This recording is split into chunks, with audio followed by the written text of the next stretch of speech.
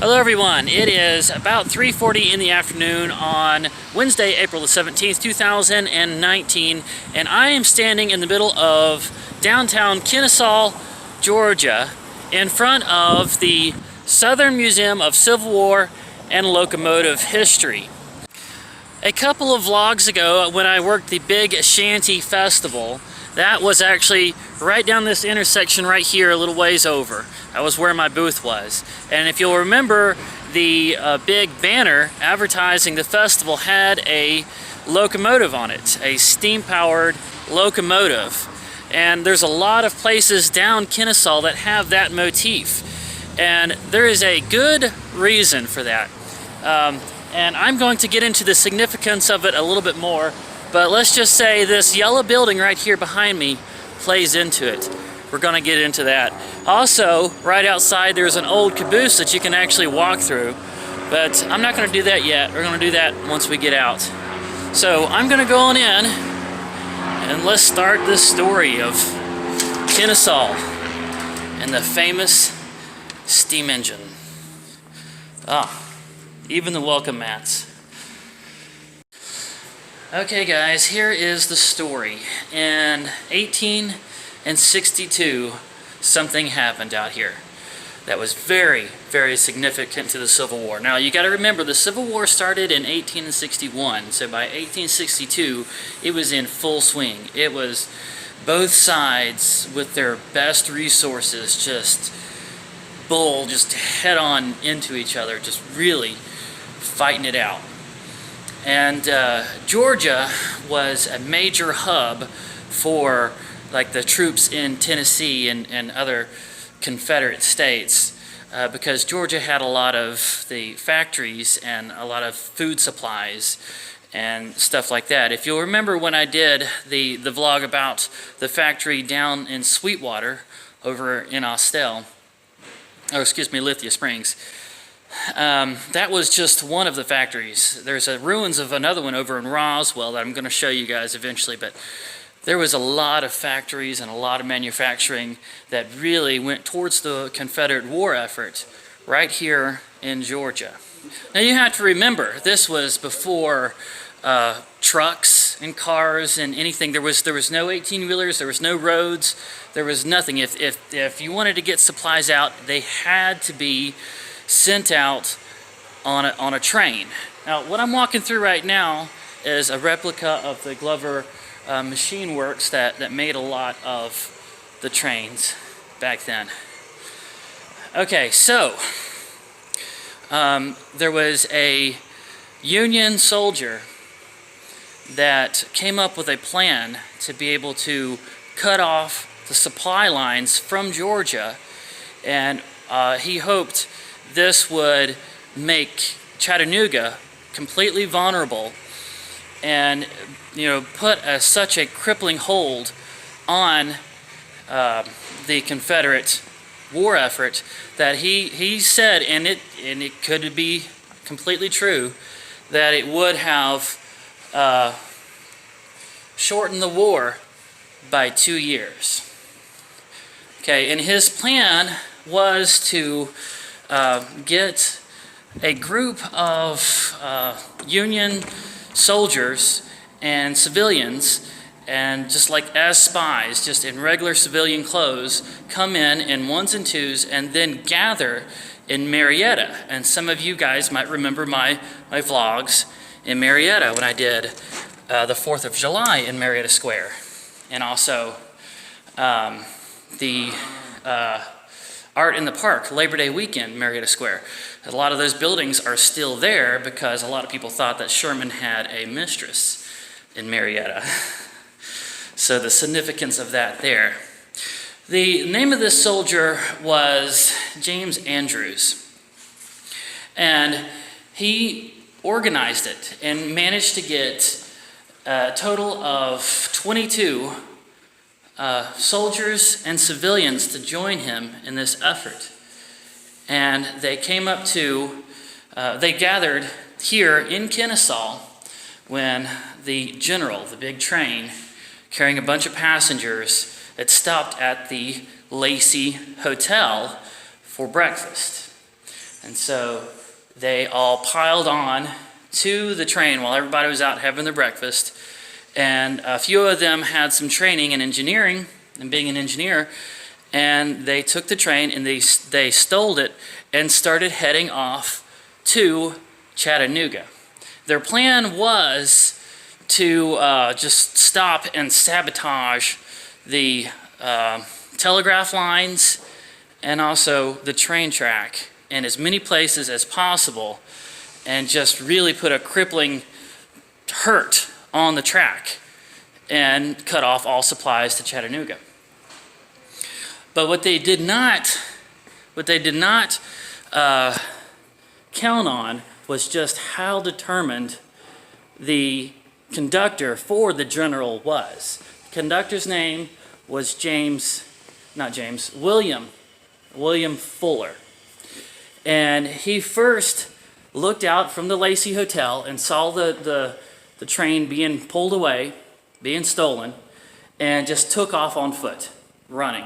Now, trains back then didn't even run off of coal. They ran off of mostly wood and water. And so they, here's a bust right here. This was William Fuller. So he took off on foot.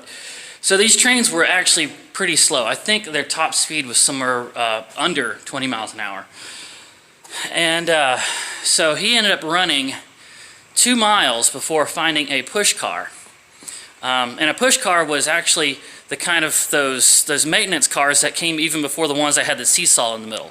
The push car, you pretty much just, you got a rod out, and just like a riverboat, you would just push it along. So him and his men got on that. They got their rods. They went to pushing. And they eventually came up to a switch car, and they commandeered the switch car and started taking that after the stolen general. And right here is the station where the general was stolen. A yellow building that I showed you guys outside is in the exact place, and it looks very similar to the way it did back then. It's not the same building. I'm pretty sure it's been rebuilt. But there it is. Okay, so they got a switch car. They ended up, they had to switch engines 3 times because the Union soldiers, the Yankees, kept sabotaging the track. They kept pulling up track pieces. They even started throwing out cross ties and even leaving passenger cars loose on the track and tried to coast them downhill. But the conductor was quick enough that he would hit the brake and reverse, and they weren't damaged by the loose passenger cars. So they were determined. And with all the cutting of the lines, Fuller did manage to still get one telegraph through to Chattanooga to let them know what was happening, to let them know that there was a stolen steam engine coming their way with Yankee spies aboard. So some of these paintings, really well done paintings, depict this. This is one of the times that they stopped and started sabotaging the track and climbing the telegraph pole to cut the telegraph line. And so, some of you, if you know the Disney movie The General, will know that was based on the true story of the General, as well as there was a Buster Keaton movie made with the same story, as well as a lot of historical books. But all of that happened here. In the next room I'm going to walk into, guys, you're going to see it. The General. Guys, this is not a replica. This is not redone. It's been repainted and restored. But this is the General. Oh my God. Just to think, if James Andrews had been successful and actually managed to open up that gap between his pursuers and do enough damage to the track and he was actually successful in cutting off Chattanooga from all their supply and shortening the war by 2 years. It would have been from 1861 to 1863 instead of 65. All of the men that wouldn't have had to die. The totally different history, all of the difference that it could have made, and all of that hinged right here, in this steam engine. The Yankee spy that tried to steal it, the determined trying to get it back, and their quick thinking every time that James Andrews threw out cross ties on the track, that dropped off empty passenger cars. One of them even set on fire and dropped off, trying to stop the pursuers. And eventually, just 2 miles outside of Chattanooga, they gave up. They were out of wood, they were out of water. They just gave up and ran into the woods. But by that point, the telegraph had made it through to Chattanooga, and a lot of Confederate troops were coming there.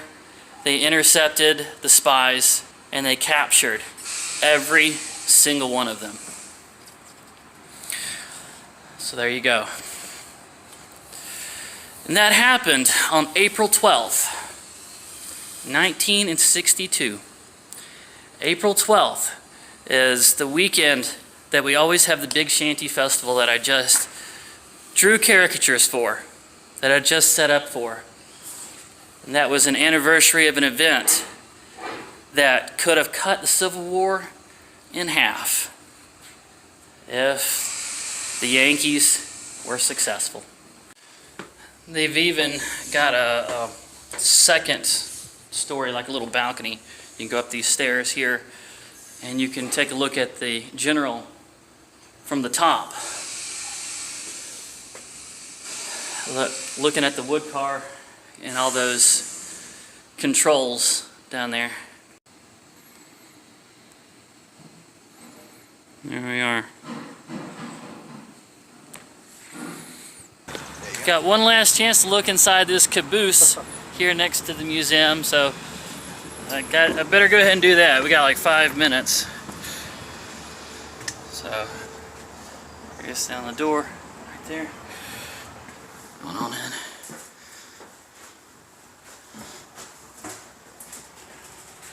That's pretty cool.